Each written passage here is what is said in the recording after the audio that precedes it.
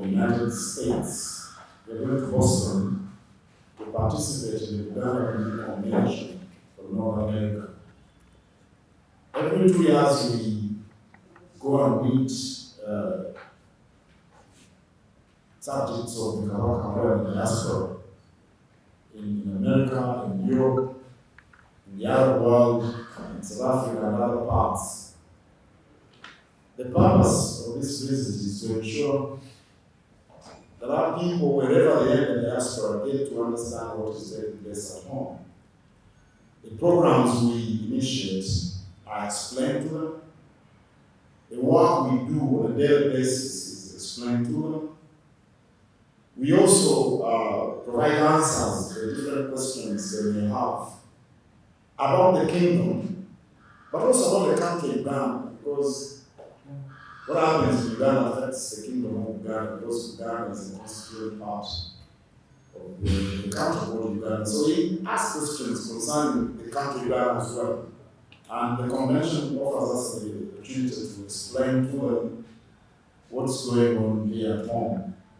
But also we are very much interested in preserving our culture, our heritage, even for people in the diaspora.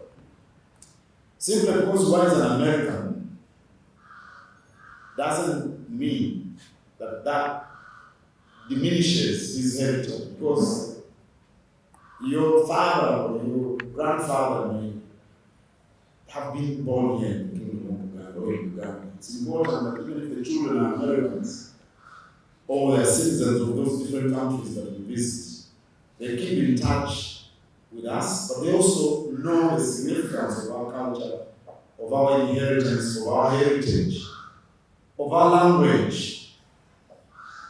I know the challenges they face in teaching Uganda their children, because different families stay apart and parents go to work.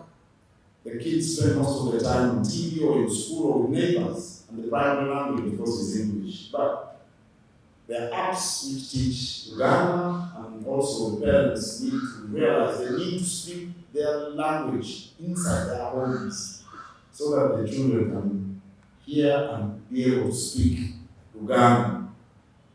We also tell them about the programs, the different things we do. We do a lot of things here, as you journalists know.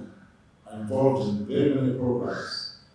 We think it's important for them to know about these programs. But also the Kawaka gives them a special message every time we go. Even today I'm going with a message from the Kawaka, which actually acts as the opening of the convention. So yeah, those are the reasons we